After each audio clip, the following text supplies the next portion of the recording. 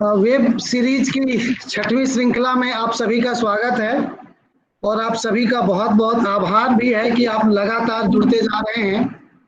बालकों से संबंधित विषयों पर प्रयास है कि हम बाल कल्याण समिति जेजेबी और अन्य संस्थाओं को जोड़कर लगातार कुछ कुछ ऐसी बातें करते रहें जिससे कि हमारा ज्ञान बढ़े और हम और अधिक तरीके से बालकों की देख रेख एवं संरक्षण की भूमिका निभा सकें।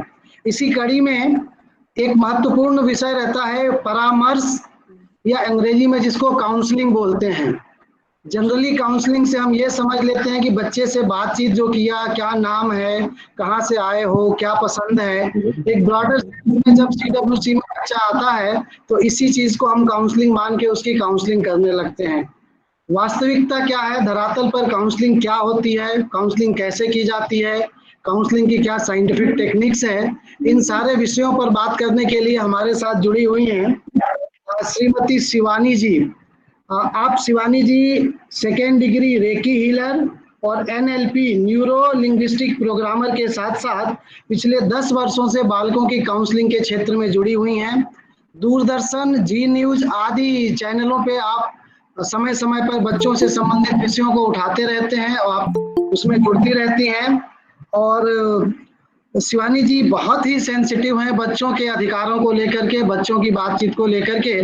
तो अब मैं ज्यादा वक्त ना लेते हुए शिवानी जी से आग्रह करूंगा कि आप अपना माइक अनम्यूट करके अपना विषय रखें। ओवर टू यू शिवानी जी।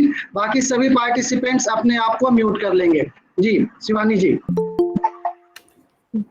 जी बहुत बहुत धन्यवाद। मुझे ये आपने ये मौका दिया कि मैं काउंसलिंग के बारे में कुछ ज्ञान, कुछ नई चीज़ें उजागर कर सकूं, क्योंकि मैंने अपने आसपास देखा है कि काउंसलिंग शब्द को बहुत हल्के में उसका प्रयोग कर लिया जाता है कि काउंसलिंग बहुत ही आसान है, उसमें तो सिर्फ बात ही करते हैं हम लोग, और क्या करते हैं। तो आज मैं आपको सब बताऊंगी कि काउंसलिंग सिर्फ बातें करना नहीं होता, बल्कि उससे कहीं ज्यादा है। तो मैंने एक प्रेजेंटेशन के थ्रू आपसे मैं शेयर करूंगी।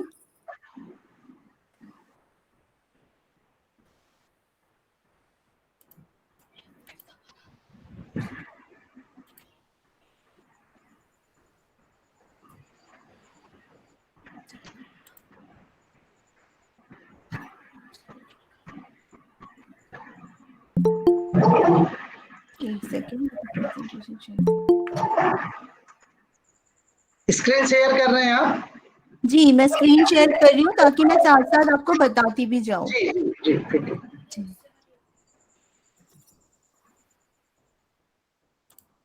विंडो पे जाओ ना, और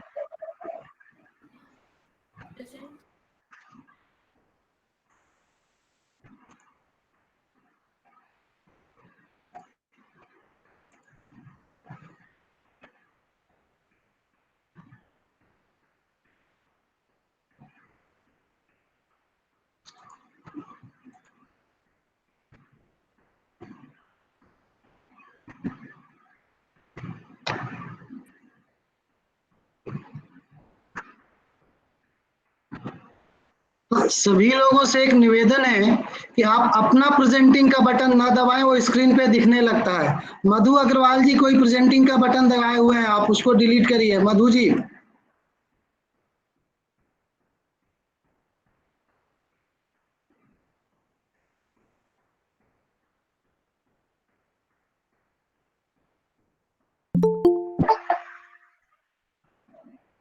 जी स्क्रीन देख पा रहे हैं सब लोग? प्रेजेंटेशन सब देख पा रहे हैं? देख पा रहे हैं? जी जी।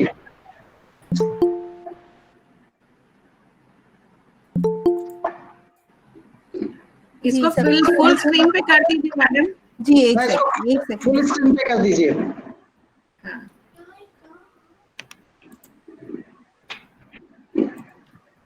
एक सेकंड।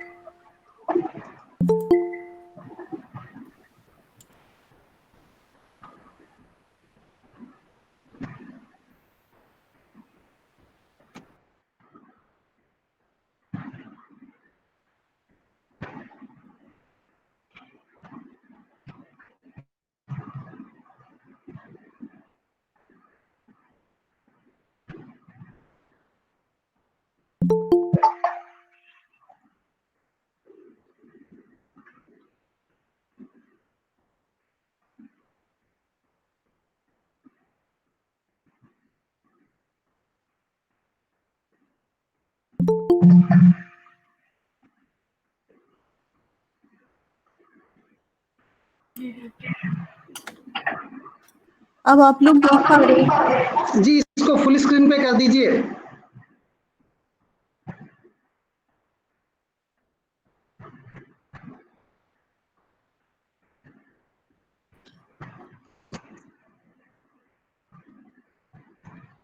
जी, शिवानी प्रेजेंटेशन क्लियर है? जी, प्रेजेंटेशन अभी आप लोग नहीं दिख नहीं रहा प्रेजेंटेशन अच्छा आपका। रुकिए, एक सेकेंड आ गया, बस एक सेकेंड। जी जी अब F5 दबाओ, F5।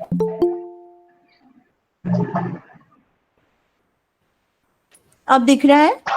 जी ठीक है, अब इसको फुल स्क्रीन पे कर दीजिए। जी ठीक है जी, दिख रहा है? जी जी ठीक है, अब स्टार्ट करिए।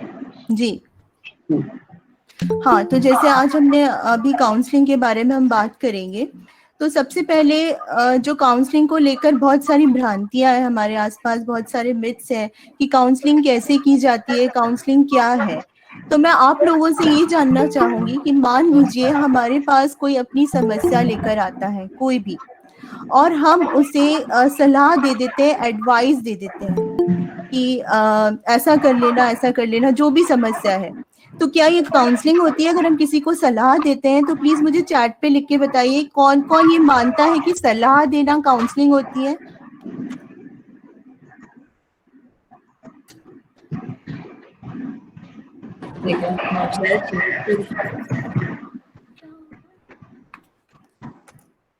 शिवानी जी, इसको वन वे ही रखिए, अभी आप प्रेजेंट करते रहिए, बाद में क्वेश्चन आंसर लेंगे। जी जी ठीक है। हाँ, तो जैसे मैंने आपसे कहा कि मान लीजिए कोई समस्या लेकर आ रहा है हमारे पास और हम उसे सलाह दे देते हैं, तो क्या ये काउंसलिंग है? थोड़ा सोचिएगा इस बारे में, ठीक है? तो जब कोई सलाह लेके आ रहा है हमारे पास, ठीक है, और हम उसे सलाह दे देते हैं, तो वो बिल्कुल भी काउंसलिंग नहीं है। तो आप प्रेजेंटेशन में देखेंगे मैंने ये लिखा हुआ है कि कौन कौन सी चीजें काउंसलिंग नहीं होती है। तो उसमें पहली एक चीज ये है कि आप किसी को सलाह दे रहे हैं तो हम उसे काउंसलिंग नहीं कहते। फिर आप किसी से कह रहे हैं कि ऐसा कर लो, ये कर लो, है ना, उसको हम फोर्स कर रहे हैं कोई काम करने के लिए, तो वो भी काउंसलिंग बिल्कुल नहीं होती है।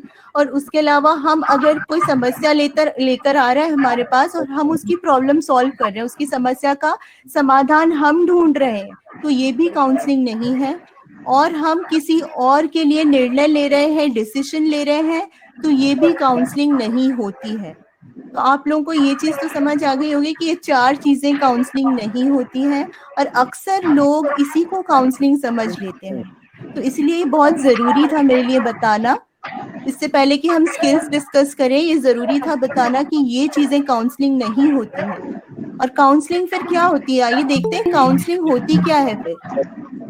तो काउंसलिंग जो होती है वो एक वैज्ञानिक तरीके से की जाती है, एक साइंटिफिक प्रोसेस होती है, एक साइंटिफिक अप्रोच होता है उसमें।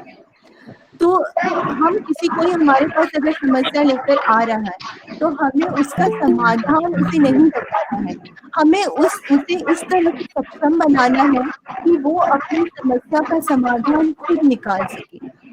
इसके अलावा एक काउंसलर जो होता है वो अपने क्लाइंट को मदद करता है कि वो अपने सारे स्ट्रेस या टेंशन में इजीली उसको सॉल्व कर पाए, उसको कोप कर पाए, उससे उबर पाए, जो भी उसकी परेशानियां हैं। तो ये काउंसलिंग है। इसके अलावा वो क्लाइंट को मदद करेगा कि वो जो भी निर्णय, मान लीजिए वो बहुत कंफ्यूज है, उसको समझ में नहीं आ रहा है कि वो किस रास्ते पे जाए, किसी भी प्रॉब्लम को लेके वो कहीं फंस गया है, वो आगे नहीं जा पा रहा है अपनी जिंदगी में, उसके पास निर्णय लेने के लिए कोई भी ऑप्शन नहीं है, वो कोई भी किसी भी मार्ग को नहीं चुन पा रहा है। तो इस केस में एक काउंसलर उसे बताता है कि आपके पास ये सारे मार्ग हैं, और इस तरीके से उसे गाइड करता है कि वो खुद ही अपने लिए जो सबसे उचित मार्ग है उसको चुन सके। तो ये काउंसलिंग है। इसके अलावा काउंसलिंग की मदद से हम किसी के भी व्यवहार में, उसके व्यक्तित्व में बहुत सारे परिवर्तन ला सकते हैं। सिर्फ किसी को मार्गदर्शन देना ही काउंसलिंग नहीं होता, बल्कि उसके व्यक्तित्व में सकारात्मक परिवर्तन लाके जिससे कि वो और अच्छा कर सके अपने जीवन में, ये मुख्य काउंसलिंग का एक पार्ट है। इसके अलावा आप जैसा मैंने आपको बताया, इसमें साइंटिफिक अप्रोचेस या वैज्ञानिक तरीकों का उपयोग किया जाता है। वैज्ञानिक तरीकों के द्वारा किसी भी इंसान को प्रेरित किया जाता है कि वो अपनी जिंदगी में, अपने जीवन में सकारात्मक परिवर्तन ला सके। तो एक्चुअली काउंसलिंग ये है, काउंसलिंग सलाह देना बिल्कुल भी नहीं है। तो अब हम इस पे आते हैं कि काउंसलिंग कौन कर सकता है। मैंने अपने आसपास भी देखा है कि लोग बहुत इजीली बोल देते हैं, बड़ी आसानी से, कि मैंने उसकी काउंसलिंग कर दी। तो क्या कोई भी काउंसलिंग कर सकता है? जी नहीं, बिल्कुल भी ऐसा नहीं है। अगर आप काउंसलिंग करना चाहते हैं तो आपके पास डिप्लोमा या डिग्री होना जरूरी है साइकोलॉजी में, या फिर मनोविज्ञान, या फिर इंटरनेशनल जो डिप्लोमा होता है गाइडेंस एंड काउंसलिंग में, वो होना जरूरी है। तभी आप एक अच्छे काउंसलर बन सकते हैं। तभी आप उन वैज्ञानिक तरीकों को समझ सकते हैं जिनका उपयोग करके हम किसी के जीवन में परिवर्तन ला सकते हैं। तो हमारे पास सर्टिफिकेट होना, डिग्री होना बहुत जरूरी है काउंसलिंग करने के लिए। अब हम जो हमारा जो आज का सेशन है, जो हम मेन बात करने वाले हैं, हमारा जो मुख्य मुद्दा है आज, वो है स्किल्स कौन कौन से हैं काउंसलिंग के। आज हम उसी पे बात करने वाले हैं।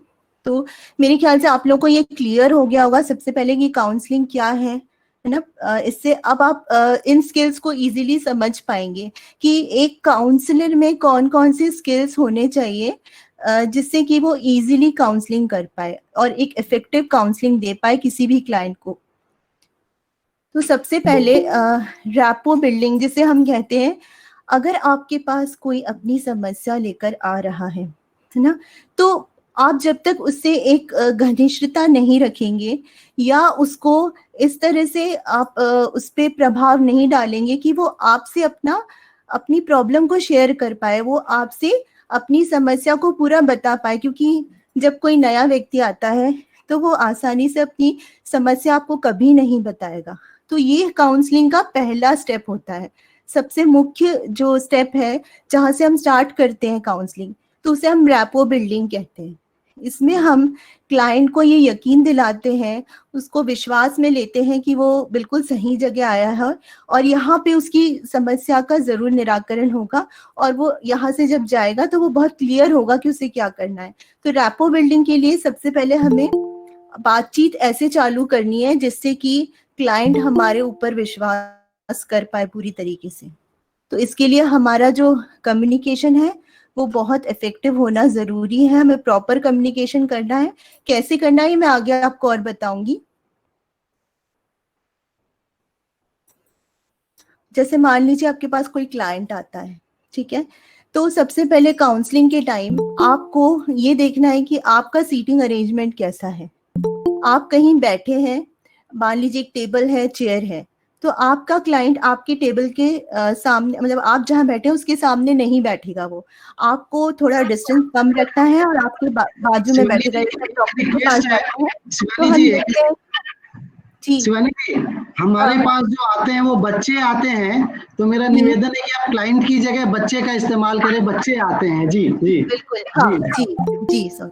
तो जैसे मान लीजिए कि हमारे पास कोई बच्चा आया है काउंसलिंग के लिए, है ना, तो हम बहुत उसे दूर से बैठ के काउंसलिंग नहीं करेंगे। हम कोशिश करेंगे कि वो बिल्कुल 90 डिग्री पे हमारे पास ऐसे बैठे, है ना, थोड़ा सा ही डिस्टेंस हो, और हम उसे जब अटेंड करेंगे तो हम पहले उसे मतलब कंफर्ट फील कराएंगे, एक स्माइल से, आई कांटेक्ट, हमारा जो बॉडी लैंग्वेज है वो कैसा होगा, इस पे ये बहुत निर्भर करता है। और स्पेशली जैसे बच्चों की बात कर रहे हैं हम, तो बच्चे, आपको पता है कि किसी अजनबी इंसान के सामने कभी अपनी कोई बात नहीं कहते, तो उनसे एक दोस्ताना व्यवहार करना बहुत जरूरी है। जब कोई बच्चा आता है काउंसलिंग के लिए तो उसे यकीन दिलाना कि हाँ, कोई डरने की बात नहीं है, और आप एक दोस्ती वाला व्यवहार उससे करेंगे जब वो आएगा। और कई बार ऐसा होता है कि कोई कहानी सुना के आप सेशन की शुरुआत कर सकते हैं ताकि वो अपनी बात आसानी से कह सके आपको। ठीक है, तो मेरे ख्याल से क्लियर हो गया होगा कि अटेंडिंग कैसे करनी है किसी भी स्पेशली अगर बच्चा है आपका कोई क्लाइंट, तो उसको कैसे अटेंड करना है, तो ये बहुत ज़रूरी है बच्चों के लिए। आप आई कांटेक्ट करेंगे, आपके जेस्चर्स बहुत ऐसे होने चाहिए, आपकी बॉडी लैंग्वेज ऐसी होनी चाहिए जिससे बच्चा आपको खुद ही कंफर्टेबल फील करे अपनी समस्या बताने में। ये बहुत इम्पोर्टेंट है, एक्टिव लिसनिंग जिसे हम कहते हैं, मतलब किसी को सुनना हमारे जीवन में एक बहुत इम्पोर्टेंट चीज़ है जिस पे हम बहुत कम ध्यान देते हैं। हम बोलने पर तो बहुत ध्यान देते हैं, लेकिन सुनने पर हम बहुत कम ध्यान देते हैं। और काउंसलिंग का एक सबसे मुख्य बिंदु, बहुत ज़रूरी चीज़ जो है वो है अपने, मतलब जैसे बच्चा आपके पास आया, उसकी बात को सुनना। ना सिर्फ सुनना, यहाँ सुनना ही नहीं है, यहाँ है समझना भी। जैसे मान लीजिए वो किसी भी शब्द का उपयोग कर रहा है, तो हम सिर्फ शब्दों पे ना जाए, उसके साथ जुड़ी हुई भावनाओं को भी समझने की कोशिश करें।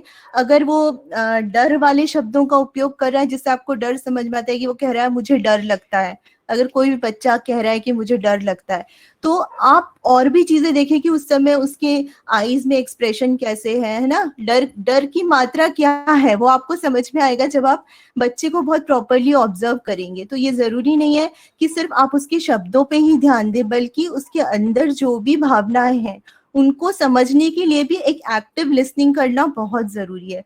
और बच्चे से जब आप कोई भी प्रश्न करते हैं, तो कभी भी ऐसे प्रश्न ना करें जिनका उत्तर सिर्फ हाँ या ना में आता हो। ऐसे प्रश्न करें जिसमें वो ज्यादा बोल पाए और अपनी समस्याओं को ज्यादा विस्तार पूर्वक सबको समझा पाए। ये बहुत जरूरी है। तो कभी भी आप, इसको हम कहते हैं क्लोज एंडेड क्वेश्चन, जिसमें सिर्फ हाँ या ना में उत्तर आता है, ऐसे क्वेश्चन आपको बिल्कुल नहीं करने हैं। आपको ओपन एंडेड क्वेश्चंस पूछने हैं। इसके अलावा हमें ये भी ध्यान रखना है कि हम किसी भी तरीके से उसको मजबूर ना करें अपनी समस्या बताने के लिए, बल्कि हम उसे प्रेरित करें, हम उसे एक जुड़ जाए वो हमसे इस तरीके से कि वो बिना किसी हेजिटेशन के, बिना किसी संकोच के अपनी समस्या आपको आसानी से बता सके। तो इसमें जो सुनने वाला जो इसका एस्पेक्ट है वो बहुत इम्पोर्टेंट है। एक्टिव लिसनिंग करना एक काउंसलर के लिए सबसे ज्यादा जरूरी है। इसके बिना आप काउंसलिंग अच्छे से नहीं कर।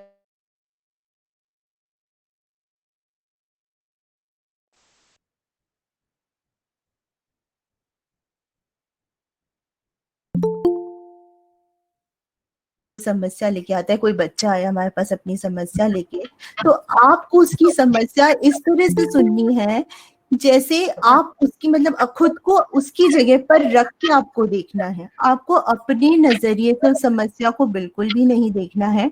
एम्पैथी का मतलब होता है कि आप खुद को उस इंसान, उस व्यक्ति की जगह रख के देखते हैं कि उस समय उसने कैसा महसूस किया होगा जब उसके साथ वो घटना घटी होगी। वो आपको अपनी कोई घटना बता रहा है, तो आपको बिल्कुल उसी जगह खुद को इमेजिन करना है, खुद को इमेजिन करके देखना है कि उस समय उसने कैसा महसूस किया होगा जब उसके ऊपर ये बीती होगी।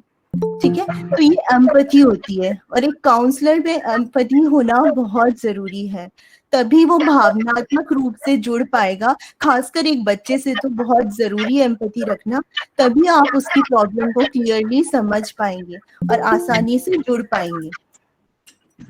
वरना बच्चे बहुत मुश्किल से अपनी समस्याओं को आपको बता पाएंगे, कभी नहीं बताएंगे बच्चे। और सिंपैथी नहीं रखना है, या क्या नहीं रखना है, सिंपैथी मतलब दया की भावना। जैसे मान लीजिए किसी ने बोला कि मैं कहीं गया था और उन लोगों ने मेरे साथ बहुत बुरा व्यवहार किया, तो हमें दया नहीं दिखानी। मैं नहीं बोला हाँ तुम्हारे साथ तो बहुत बुरा हुआ, ये तो बहुत बुरा हुआ तुम्हारे साथ, तो ये दया दिखाना होता है। तो हमें दया बिल्कुल नहीं दिखानी है, बल्कि हमें उसे समझना है, अपने आप को उसकी जगह रख के हमें उसकी समस्या को समझना है। अब आता है ऑब्जेक्टिव ऑब्जर्वेशन। ऑब्जेक्टिव ऑब्जर्वेशन वो होता है, जैसे मान लीजिए कि अगर क्लाइंट आपसे कह रहा है या बच्चा आपसे कह रहा है कि मैंने वहां एक पेड़ देखा था, तो आप ये अपने हिसाब से आप वही उसी चीज को समझेंगे जो वो कह रहा है। जैसे मैंने आपको यहाँ चार्ट में बताया है कि तीन लोग हैं जो पेड़ देख रहे हैं, ठीक है। एक जो है वो पेड़ को पेड़ ही समझ रहा है, लेकिन एक है जो फलों के बारे में सोच रहा है, और एक कुछ और उससे पैसे कमाने के बारे में सोच रहा है। तो क्या होता है, जब हमें कोई बच्चा अपनी समस्या बताता है तो वो अपनी उम्र के हिसाब से, है ना, उस पर जो उस समय बीती होती है वो हमें अपनी उम्र के हिसाब से बताता है। तो हमें भी उसी उम्र में जाके उस चीज को सोचना है कि हाँ, जब हम उस उम्र में थे तो क्या हमें भी इस तरह की समस्या थी, तभी हम समझ पाएंगे उसकी समस्या को। क्योंकि अब हम उस उम्र में नहीं है तो हमारी काफी सारी चीजें हम वैसे नहीं सोच पाते हैं। तो वही है कि बच्चा आपको जिस तरीके से वो समस्या बता रहा है, आपको उसी उम्र की समस्याओं में जाके या अपने आप को उस उम्र का इमेजिन करके आपको समस्या को उस नजरिए से देखना होगा। तो हम इसे कहते हैं ऑब्जेक्टिव ऑब्जर्वेशन। किसी भी समस्या को देखने का ऑब्जेक्टिव ऑब्जर्वेशन ही सही तरीका है काउंसलिंग करने के लिए। अब आता है रिस्पेक्ट या एक्सेप्टेंस देना। रिस्पेक्ट, देखिए रिस्पेक्ट या इज्जत चाहे बच्चा ही क्यों ना हो, अगर बच्चा भी आपके पास आ रहा है तो भी हमें उसे उतनी ही रिस्पेक्ट देनी है जितना हम एक बड़े को देते हैं। उसको बहुत प्यार से हमें हैंडल करना है। जब वो हमारे पास आता है कोई भी समस्या लेके, उसे सुनना है, उससे कुछ तारीफ के शब्द भी कहने हैं, और उसे लगना चाहिए कि हाँ, क्योंकि वो बहुत परेशान होके आता है, एक ऐसी जगह से आ रहा होता है जहाँ पर शायद उसकी समस्या को किसी ने सुना नहीं होता है या किसी ने उतना आदर या सम्मान नहीं दिया होता है। हम बच्चे को बच्चा समझ के कई बार उन्हें अपशब्द भी कह देते हैं या ध्यान नहीं देते कि चलो हमें नहीं सुनना, जाओ। ज्यादातर लोग बच्चों को ऐसे ही ट्रीट करते हैं। लेकिन एक काउंसलर जो होता है, उसका ये उसकी ड्यूटी है कि वो बच्चे को पूरी रिस्पेक्ट दे, है ना, बच्चे को भी अप्रिशिएट करे, या उसको जब भी वो अपनी समस्या बताए तो उसे बहुत प्यार से सुने।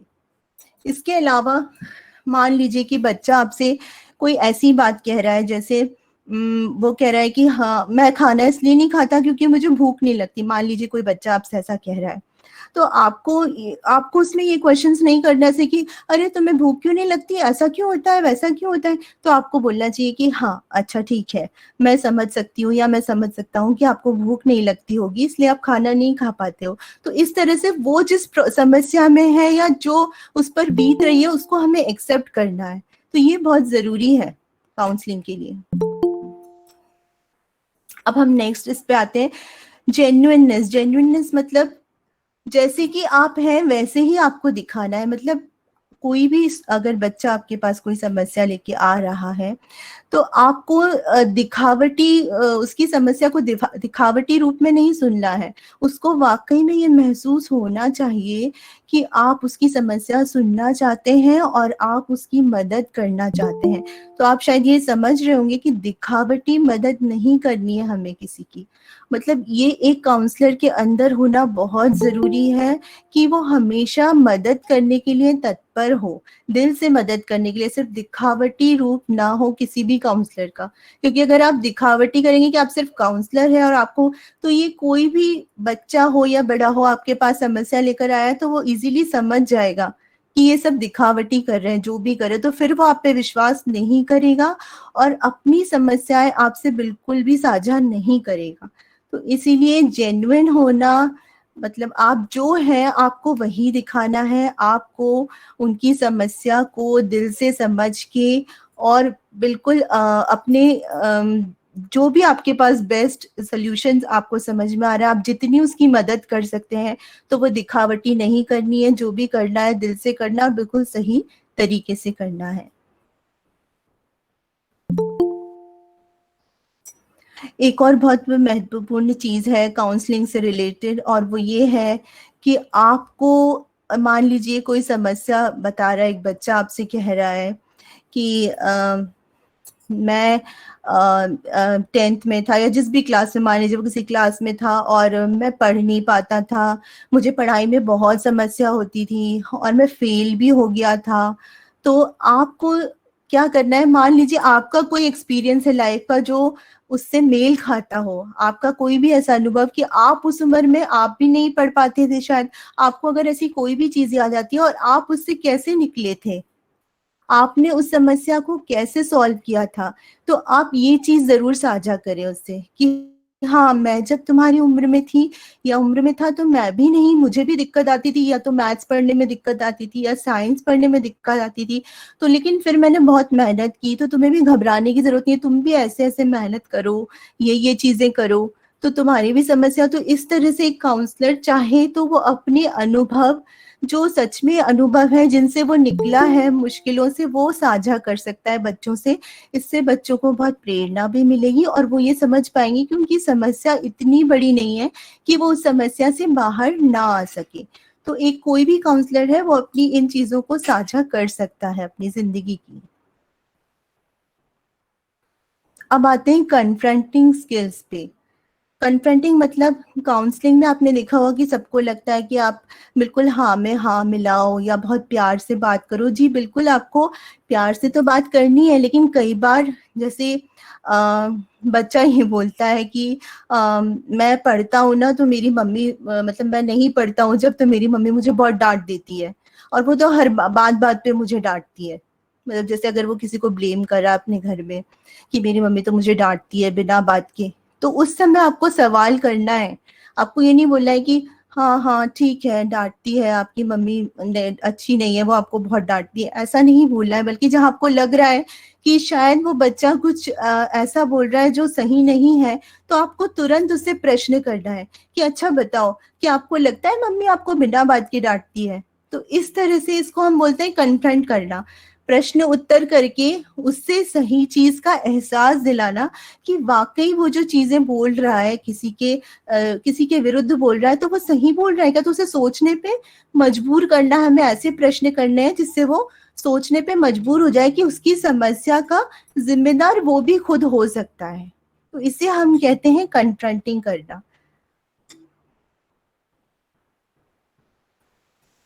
अब देखिए, जब हम किसी बच्चे की काउंसलिंग करते हैं तो हम बहुत सारे सेशंस लेते हैं।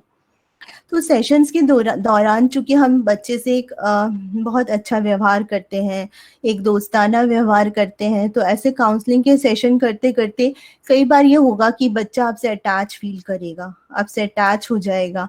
और कभी कभी ये भी होगा कि शायद काउंसलर भी बच्चे से अटैच फील करने लगे जैसे जैसे काउंसलिंग के सेशंस आगे जाते जाएंगे।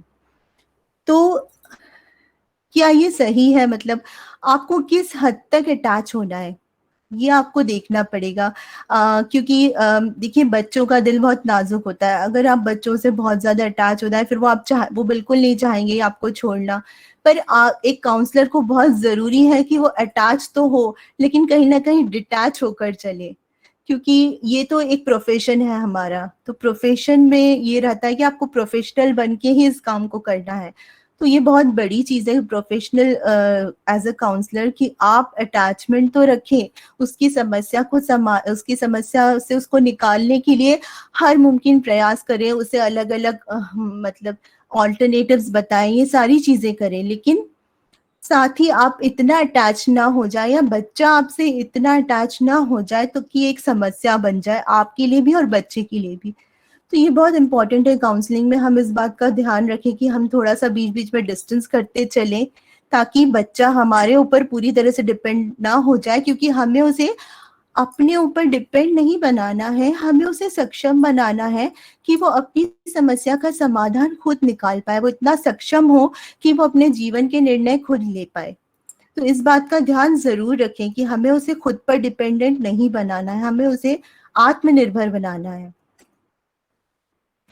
तो बस यही मेन स्किल्स थे काउंसलिंग के। इसके अलावा मैं एक चीज और शेयर करना चाहूंगी यहाँ, कि काउंसलिंग में कॉन्फिडेंशियलिटी एक बहुत जरूरी चीज है। कोई भी बच्चा अपनी समस्या अगर आपके पास लेकर आता है, तो आपको कभी भी उस समस्या को किसी और को नहीं बताना है। उसे ये बताना है कि आपकी बात सिर्फ हमारी तक ही रहेगी, हम कभी भी इसे किसी और से शेयर नहीं करेंगे। तभी ये हमारा जो प्रोफेशनल एथिक्स में आता है काउंसलर के, कि हम कभी किसी की भी बात, कोई भी बच्चा हमारे पास आ रहा है, वो हम कभी किसी से शेयर ना करें। इसके अलावा आप लोगों के पास अगर कोई प्रश्न हो तो आप बिल्कुल आगे जा सकते हैं प्रश्नों के साथ। धन्यवाद। शिवानी जी धन्यवाद, आपने बहुत अच्छे तरीके से अटैचमेंट विथ डिटैचमेंट, सेंसिटिविटी, फियरफुलनेस आदि बातों को टच किया है। और निश्चित रूप से हमको कई बार ये लगता है कि बच्चे की बात हम सॉल्व कर लेंगे या बच्चे को हम उसकी समस्या सॉल्व कर लेंगे। एक्चुअली हमें बच्चे को इस लायक बनाना है कि वो अपनी समस्या खुद सॉल्व करे। तो छोटी छोटी कुछ 2-4 प्रश्न हैं जो हम सेशन के आखिरी में लेंगे। और अब हम हमारे दूसरे वक्ता का स्वागत करेंगे, अर्चना सहाय जी, जो पिछले 28 वर्षों से बाल हित में जुड़ी हुई हैं, बेहद ही सरल और संवेदनशील हैं। हमारा और अर्चना जी का दिन में कम से कम 3 बार कन्वर्सेशन होता होगा अलग अलग विषयों को लेकर के। तो ये मैं कह सकता हूँ कि वो कितनी सरल और संवेदनशील हैं बच्चों के मामले में। आप आरंभ और सिटी चाइल्ड लाइन भोपाल की डायरेक्टर हैं। यूनिसेफ, निप्सिड और अन्य संस्थाओं में as a master trainer, resource person जुड़ी हुई हैं। जे की ट्रेनिंग, पॉक्सो चाइल्ड, जितने भी बालकों से संबंधित कानून हैं सब में आप रिसोर्स पर्सन और ट्रेनिंग के रूप में ना सिर्फ मध्य प्रदेश में बल्कि पूरे भारतवर्ष में जाती हैं, लोगों को बताती हैं। और अर्चना जी बच्चों के मामले में 24 आवर्स अवेलेबल रहती हैं, कभी भी कोई समस्या है। आज का जो विषय है अर्चना जी का, child line, the role of child line in CWC। मैं अक्सर कहता हूँ कि CWC अगर प्राण है तो उसकी शरीर चाइल्ड लाइन है, अगर शरीर चाइल्ड लाइन है तो उसका प्राण बाल कल्याण समिति है। अगर इस तरह का कोऑर्डिनेशन होगा तभी बाल कल्याण समिति निश्चित रूप से सक्सेसफुल तरीके से काम कर पाएगा। तो role of child line in CWC और JJB, इस विषय के लिए मैं अर्चना जी को इन पंक्तियों के साथ आमंत्रित करता हूँ कि नन्हा सा दिया देख के घबराए जो दीपक, घबराए जो सूरज, ये कद की बुलंदी है, करामात नहीं है। तो ये अर्चना जी की कद की बुलंदी है कि वो इस तरह इस प्लेटफॉर्म पे अपने आप को ले आई हैं कि जहां हम सभी से उनका सम्मान करते हैं। अर्चना जी, आप अपना माइक अनम्यूट करके आप अपना अनुभव साझा कीजिए, role of child line in CWC। Thank you sir, इतनी अच्छी अच्छी बातें मेरे लिए बोली, मेरा थोड़ा बहुत इमोशनल हो गया मन। और आप सभी का नमस्कार और आप सबका बहुत बहुत अभिनंदन, धन्यवाद राघवेंद्र जी और कृपाशंकर चौबे जी कि आपने मुझे ये मौका दिया। और अपने लिए इतनी अच्छी बातें सुनना कभी कभी थोड़ा भारी हो जाता है, तो मैं थोड़ा हैवी हो गई अभी। थैंक यू सर कि आपकी जरा नवाजी है कि आप मेरे लिए इतने अच्छे शब्दों का इस्तेमाल कर रहे हैं। पर मुझे लगता है कि क्योंकि ये कमिटमेंट है, ये एक खुद का लिया हुआ निर्णय है कि बच्चों के साथ काम करना है, तो मैं बच्चों के साथ काम कर रही हूँ। मैं बच्चों के लिए कुछ भी नहीं कर रही हूँ, और मैं हर बार हर प्लेटफॉर्म में बोलती हूँ कि मैं बच्चों के लिए कुछ भी नहीं कर रही हूँ, और जो कर रही हूँ बच्चों के साथ ही कर रही हूँ। और क्योंकि बच्चों के साथ रहना शुरू से अच्छा लगा, तो ये जो प्लेटफॉर्म है या फिर ये जो काम है, ये खुद का चुना हुआ है, इसीलिए करने में मजा भी आता है। और लगता है कि निरंतर ये करते रहें, और ईश्वर से यही प्रार्थना है कि जहां तक हो सके हमको उन बच्चों तक पहुंचाने की कोशिश करें कि हम बच्चों तक पहुंचे और बच्चों की मदद करें। जहां तक चाइल्ड लाइन का सवाल है, जैसा बहुत सारे चेहरे मैं यहाँ पर देख रही हूँ जो स्क्रीन पे दिखाई दे रहे हैं। बहुत सारे लोगों को मैं नमस्ते बोलती हूँ। नितिन जी, आप स्माइल कर रहे हैं, मुझे देख के बहुत अच्छा लग रहा है। और भी हमारे बहुत सारे साथी हमको यहाँ पर दिखाई दे रहे हैं। तो सेन साहब भी दिख रहे हैं, पवार जी भी, अभी हाल में ही हम पवार जी आपसे मिले हैं, और भी जो चेहरे दिखाई दे रहे हैं, तो सबको मेरा फिर से नमस्कार। और इसमें कई मुझे चेहरे वो भी दिख रहे हैं कि जिनके पास शायद चाइल्ड लाइन है, या वो चाइल्ड लाइन के साथ में काम कर रहे हैं, सब सेंटर के रूप में भी काम कर रहे हैं। कुछ जो लोग नए हैं, जो तो 1098 के नंबर से सिर्फ जानते हैं, तो वो थोड़ा सा मैं बैकग्राउंड देना चाहूंगी कि चाइल्ड लाइन जब शुरू हुआ था 96 में, Tata institute of social sciences ने ये मुंबई से शुरू हुआ, और ये स्टूडेंट्स के द्वारा ये तय हुआ कि चूंकि वो MSW के स्टूडेंट्स थे, वो लोग प्लेटफॉर्म पे जाते थे बच्चों के साथ काम करने के लिए। तो बच्चों के साथ काम करते करते वो बच्चों को कभी अपना मोबाइल नंबर दे देते थे, और वो कि कभी कोई दिक्कत है तो मुझे बोलना, बिकॉज वो बहुत इमोशनल हो गए थे उन सारे बच्चों को देख के। तो शुरुआत ऐसे हुई कि वो स्टूडेंट्स ने अपना मोबाइल अपने घर का नंबर, उन दिनों तो मोबाइल था ही नहीं, घर का लैंडलाइन नंबर दे दिया। अब बच्चे तो कॉलेज में चले जाते थे, वो फोन अटेंड करते थे उनके माता पिता, और माता पिता बड़े परेशान हो गए कि यार तुम लोग ये नंबर दे देते और दिन भर हम ये बच्चों के कॉल अटेंड करते हैं। नंबर भी बहुत बड़ा होता था, 6 नंबर का डिजिट था। तब ये स्टूडेंट्स ने टाटा अपने डीन को बोला कि साहब ऐसा कोई नंबर अपन इजाद करो कि ताकि बच्चों के साथ हम कनेक्ट हो जाएं और बच्चे हम तक पहुंचे, क्योंकि बच्चे पुलिस को बिल्कुल पसंद नहीं करते हैं, वो डायल 100 को तो मानते ही नहीं है और उन्हें पुलिस अच्छी भी नहीं लगती है। ये उन बच्चों की कहानी है जो रेलवे प्लेटफॉर्म पे रहते थे। और ऐसे वो कहानी शुरू हुई, फिर कुछ स्टडी हुई, टाटा इंस्टीट्यूट ने बातचीत शुरू की और उन्होंने यूएस में, चूंकि एक चाइल्ड हेल्पलाइन चलता है, थोड़ा डिफरेंट फॉर्म है लेकिन वो चलता है, उसकी स्टडी की। और स्टडी करने के बाद ये हुआ कि साहब इसके ऊपर अपन कुछ काम करना शुरू करते हैं।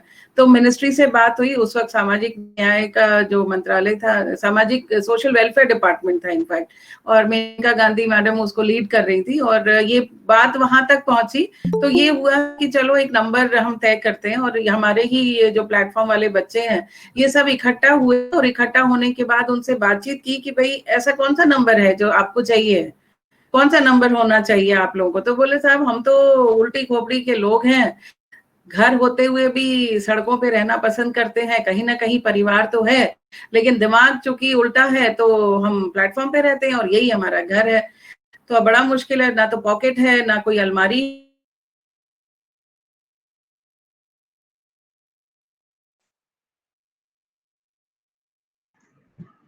करना चाहिए। हुई बैठक हुई तो इस बात ये तय हुआ कि ऐसा कुछ नंबर करें जो थोड़ा उल्टा हो। और उल्टा हुआ तो बच्चों ने कहा हमें 10, 9, 8 नंबर अच्छा लगा क्योंकि ये उल्टा है। 1 से लेकर 10 तक की गिनती तो याद रहती है लेकिन उल्टा है क्योंकि वो 10, 9, 8 है। तो ये नंबर का इजाद हो गया। अब बच्चे जब MTNL में पहुंचे या डिपार्टमेंट पहुंचा कि साहब ये 10, 9, 8 दे दीजिए, तो उन्होंने कहा साहब हम या तो 3 डिजिट दे सकते हैं या 6 डिजिट दे सकते हैं। तो वो डिजिट 4 नंबर का लड़ाई लड़ी है, बच्चों ने अपने हक के लिए लड़ी है कि हमारी बात को सुना जाए। अब जैसे शिवानी जी कह रहे थे कि बच्चों को सुनना बहुत जरूरी है, तो ये सुनने का जो एक मौका जो बच्चों को मिला था वो था MTNL डिपार्टमेंट का मुंबई में। और ऐसे ये 10, 9, 8 बना। उसकी कहानी तो और भी लंबी है पर मैं उतना नहीं बताऊंगी।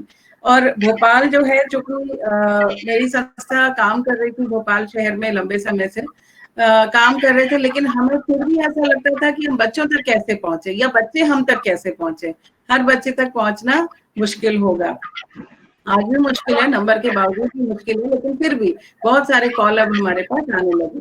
तब ये लगा कि जब मालूम पड़ा और 98 में जब ये मीटिंग अटेंड करने का मौका मिला मुंबई में, तो लगा कि यही तो है, ऐसा ही तो चाहिए कुछ हमारे शहर को। और चूंकि भोपाल जो था वो गैस इफेक्टेड एरिया रह चुका था और एज अ स्टूडेंट हमने बहुत सारा काम भी किया था, तो लगता था कि यार ये बहुत अच्छा है और हम 10, 9, 8 को लें।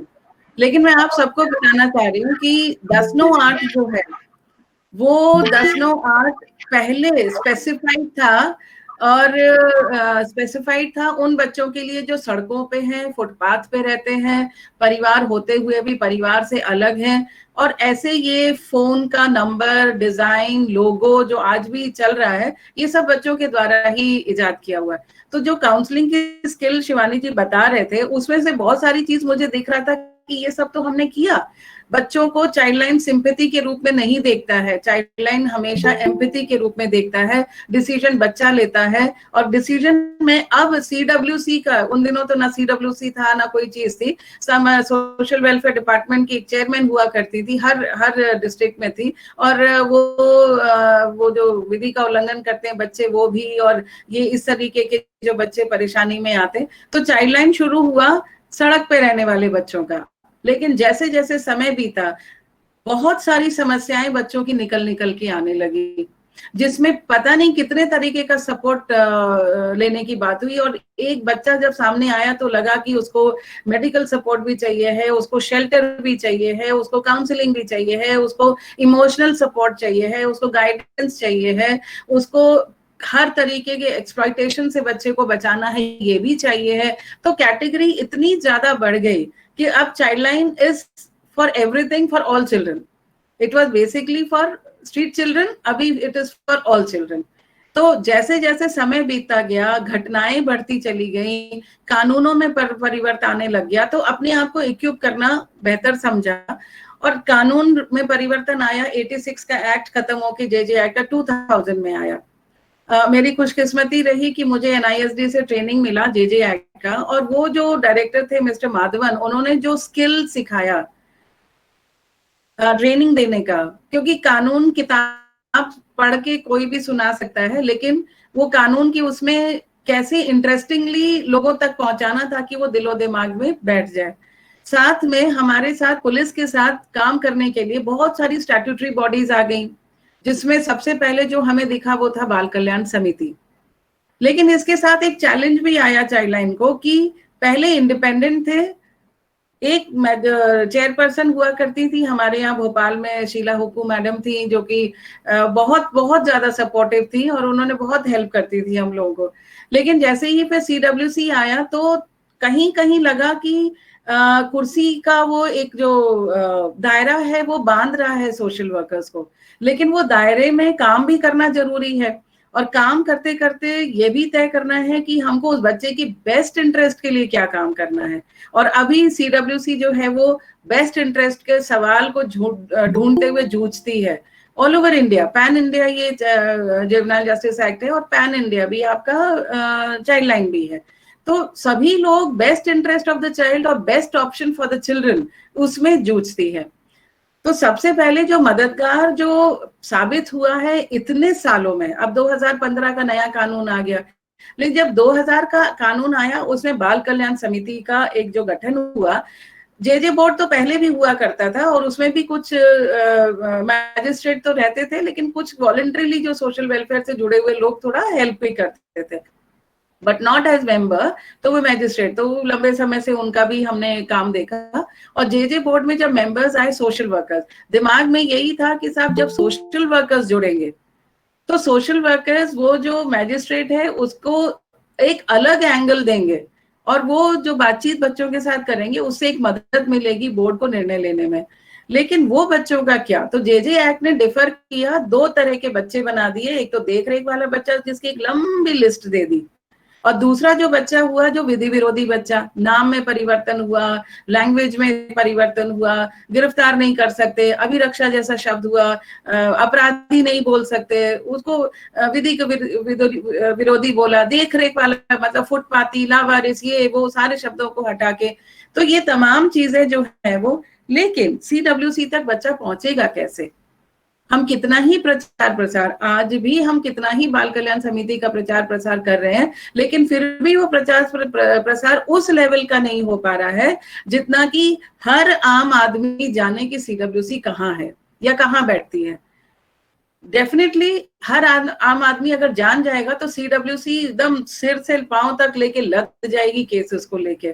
तो उसके लिए चाइल्ड लाइन जैसी सर्विसेज ने मदद करने की कोशिश की, और पुराने वाले एक्ट में तो स्पेसिफिकली लिखा था 2000 में कि चाइल्ड लाइन द्वारा भी प्रस्तुत किया जाएगा। अभी ये वाले एक्ट में 2015 में उन्होंने सामाजिक संगठन लिख दिया। मैंने चाइल्ड लाइन को हटा के, क्योंकि बाद में लगने लगा 2000 से 2015 तक कि जरूरी नहीं है कि हर केस चाइल्ड लाइन ही CWC के सामने लेके जाए। तो ये जो भ्रांति हो गई लोगों के दिमाग में कि नहीं सब चाइल्ड लाइन ही करेगी और कोई नहीं करेगा, तो अब की उन्होंने उसको वाइड करके कॉमन एक उसमें लिखे कि सामाजिक संगठन, ताकि जरूरी नहीं है कि हर बच्चा ही चाइल्ड लाइन। तो बहुत सारे सामाजिक संगठन है जो कि CWC के सामने जाते हैं, लेकिन फिर भी लोग प्रेफर करते हैं कि चाइल्ड लाइन के माध्यम से जाए, क्योंकि जो प्रीलिमिनरी जो शुरू का असेसमेंट होता है उस बच्चे का, वो असेसमेंट चाइल्ड लाइन के पास हो जाता है। और चूंकि चाइल्ड लाइन एक 24 आवर्स चलने वाली फ्री फोन सर्विस है, तो उसके माध्यम से क्या हो रहा है कि लोग कॉल करते हैं सिंपल से नंबर पे 1098,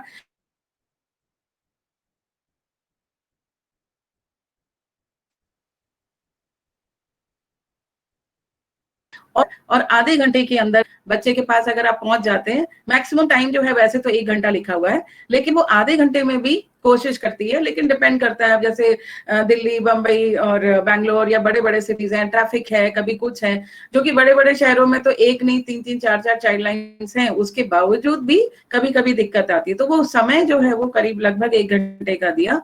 लेकिन उसमें ये भी कहा कि अगर एक आम आदमी को एक बच्चा मिलता है और अगर आपने 1098 को कॉल किया और आप रुकना नहीं चाहते हैं उस बच्चे के लिए, तो आप नजदीक के थाने में उस बच्चे को दे दिए। तो चाइल्ड लाइन का क्या हुआ, नेटवर्क पुलिस के साथ बहुत अच्छा हो गया, हर जगह का चाइल्ड लाइन। आज बच्चा थाने में पहुंचा, वो बाद में देखते हैं कि वो विधि विरोधी होगा कि देख रहे होगा क्या प्रॉब्लम है, सीधा वो जो हेड मुंशी है, जो जो उनका हेड कांस्टेबल वहां बैठता है, जो 24 अपना जो सर्विस को संभालता है, वो सबसे पहले उठाएगा फोन 1098। बाद में हम कहेंगे सर थोड़ा देख तो लीजिए, थोड़ा कर तो लीजिए, उसके बाद तो दिमाग में आया कि साहब नहीं, ये बच्चों के लिए संस्था काम कर रही है, ये जो प्रोजेक्ट है वो बच्चों के लिए है और बच्चों के साथ मिलके काम करना है। तो ये फिर ऐसे बाय डिफॉल्ट पुलिस 1098 को कॉल करती है।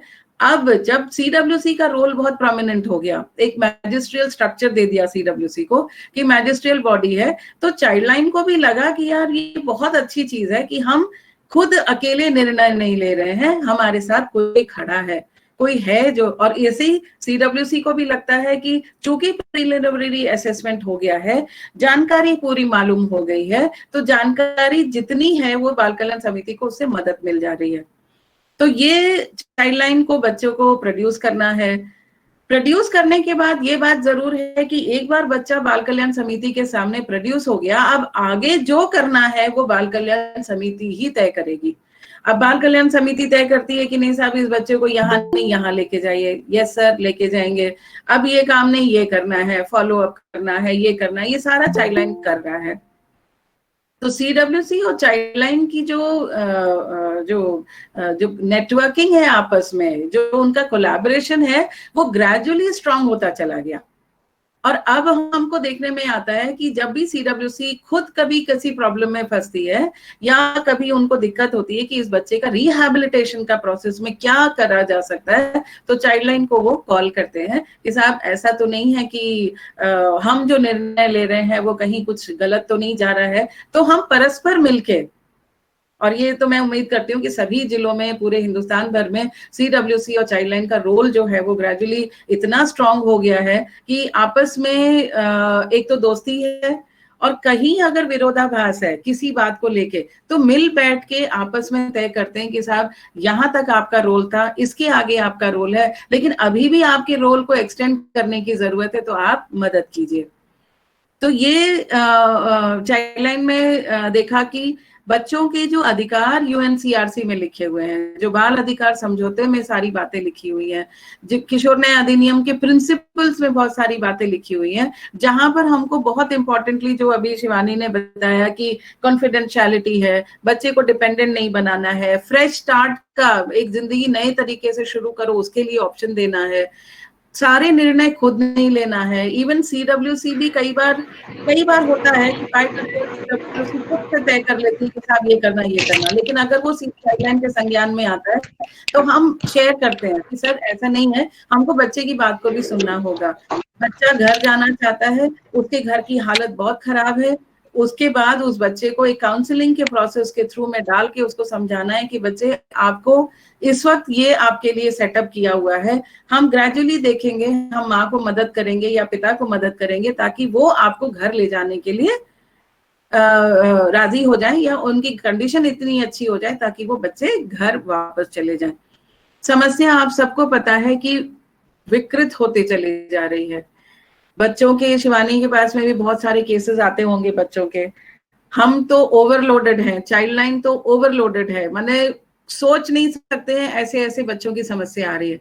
तो कई बार दुख भी होता है इस बात को लेके कि इतनी सारी सर्विसेज होने के बावजूद, बाल कल्याण समिति होने के बावजूद, जे बोर्ड होने के, सोशल वर्कर्स इतने सारे होने के बावजूद, चाइल्ड लाइन होने के बावजूद समस्याओं में कमी क्यों नहीं आ रही है।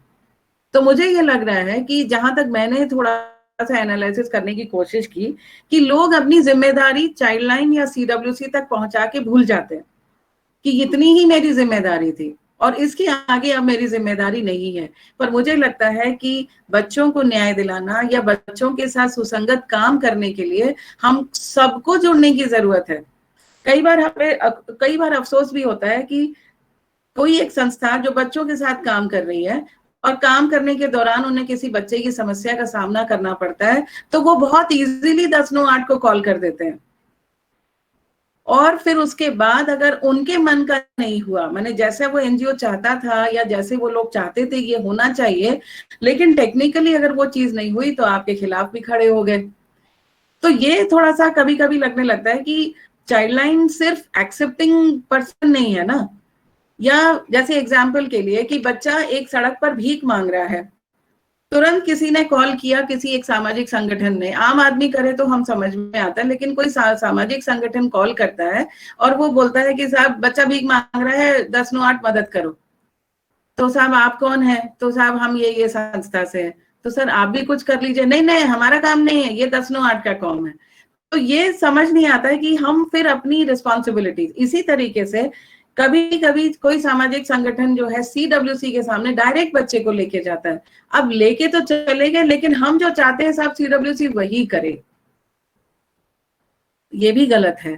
तो क्योंकि CWC तो तय कर रही है बच्चे के साथ बात करके कि इसके लिए क्या बेहतर होगा और क्या बेस्ट है इस बच्चे के लिए, लेकिन उसमें अगर कोई संगठन थोप दे कि नहीं साहब आपको तो यही करना होगा जो हम कहेंगे, तो फिर थोड़ी सी दिक्कत का सामना हम लोगों को आपस में करना पड़ जाता है। एक और इम्पॉर्टेंट बात जो मैंने अभी तक समझ में आया, क्योंकि अभी इतने सालों में कम से कम मैंने अभी तीसरे राउंड का बाल कल्याण समिति देखा है, तीसरा होना चाहिए मुझे लगता है, तीसरा या चौथा होगा। तो अभी तक मुझे लगा कि CWC को जो जगह मिलनी चाहिए वो अभी भी उस तरह से नहीं मिल पाई है जैसी कि एक्ट में लिखी हुई है। वो जगह, वो उनके लिए जो फैसिलिटीज, मेरा ये कहना नहीं कि CWC मेंबर्स को फैसिलिटी मिलनी चाहिए, हमको ये बल्कि सोचना है कि जो बच्चे वहां आ रहे हैं क्या उन बच्चों के लिए वो फैसिलिटी है, या वो फैसिलिटी जो है वो बच्चों के लिए, हम बहुत सारी बातें कर रहे हैं ना काउंसलिंग में, चाइल्ड फ्रेंडली एटमॉस्फेयर होना चाहिए, ये होना चाहिए, बहुत सारी चीजें हैं। तो जब तक वो सब हम नहीं देंगे बच्चा खुल के बोलेगा कैसे? तो कई बार जब CWC इस बात को उठाती तो उसको गलत तरीके से ले लिया जाता है कि CWC सिर्फ अपने लिए कुछ मांग रही है। ये ऐसा नहीं है, ये CWC मांग रही है उस बच्चे के लिए जो मेरे सामने खड़ा है, वो बच्चा जो तकलीफ में है, वो बच्चा जो अपनी परेशानी को बोलना चाहता है, लेकिन उसका जो पूरा परिवेश है वो जब तक बेहतर नहीं होगा तब तक मुझे लगता कि बहुत सारी समस्याओं का समाधान हम शायद नहीं कर पाएंगे। एक बात तो ये है, लेकिन दूसरी बात ये भी है कि कई जगह पर बाल कल्याण समिति को ये भी हमको देखने में आ रहा है कि ओवर पावर की तरह काम कर रहे हैं।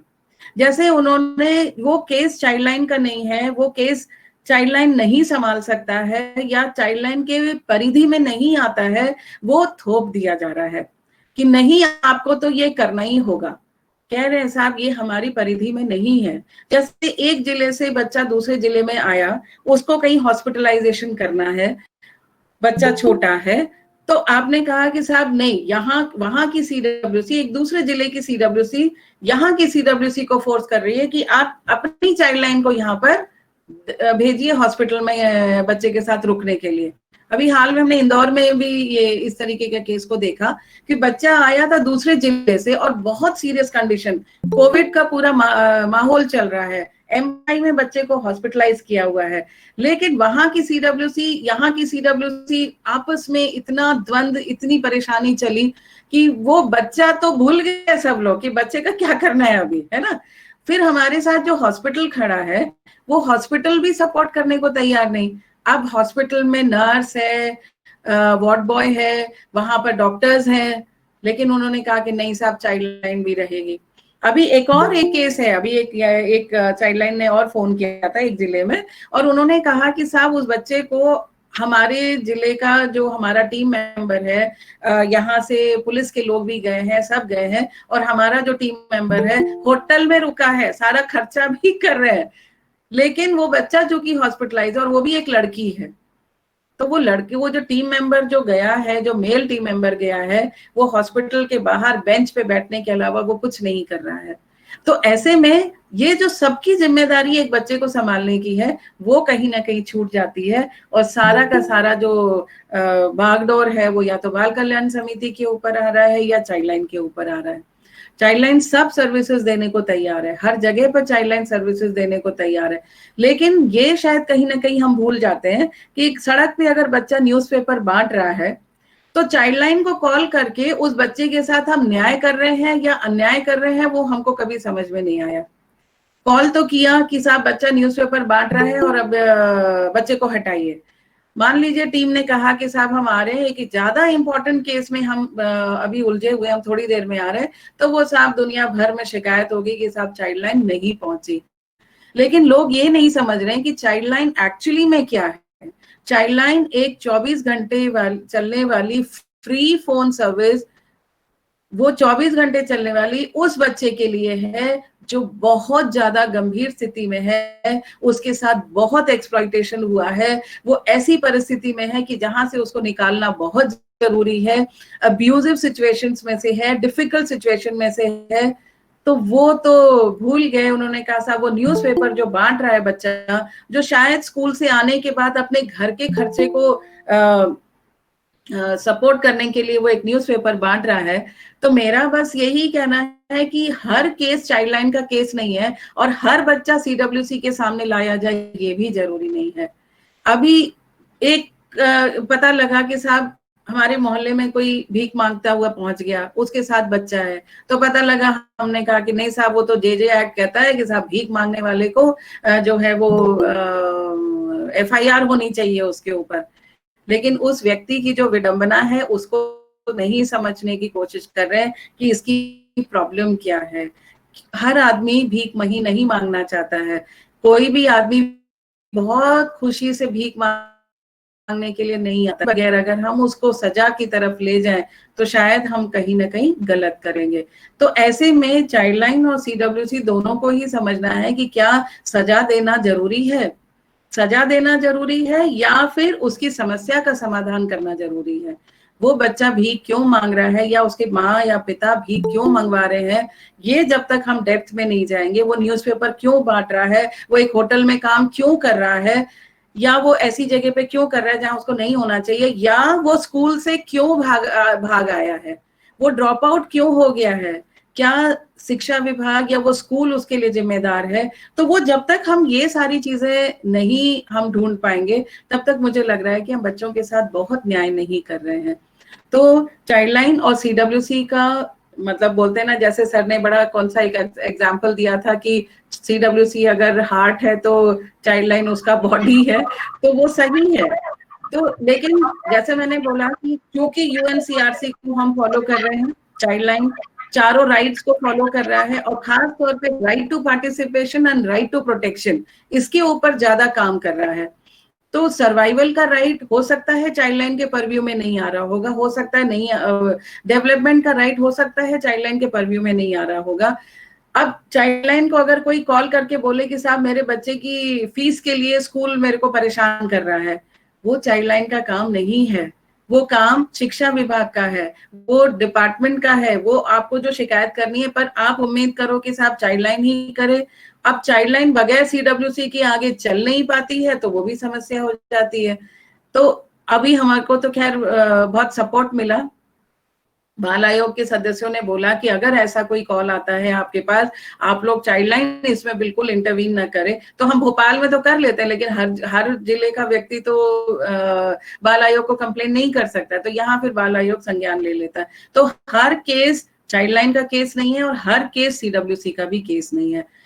कई बार बहुत सारा द्वंद्व होता है, बहुत सारी संस्थाओं के बीच में द्वंद्व होता है कि बच्चे हम लेके गए बाल कल्याण समिति के सामने और बाल कल्याण समिति ने कुछ नहीं करा। बहुत आसान होता है बोलना, लेकिन टेक्निकली हर चीज बाल कल्याण समिति नहीं कर सकती, ये भी हमको समझने की जरूरत है।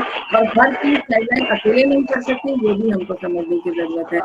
तो इतना मुझे कहना है। और मुझे लगता है कि बहुत सारे सवाल यहाँ वहां से मुझे दिख रहे हैं पर मैं देख नहीं पा रही हूँ।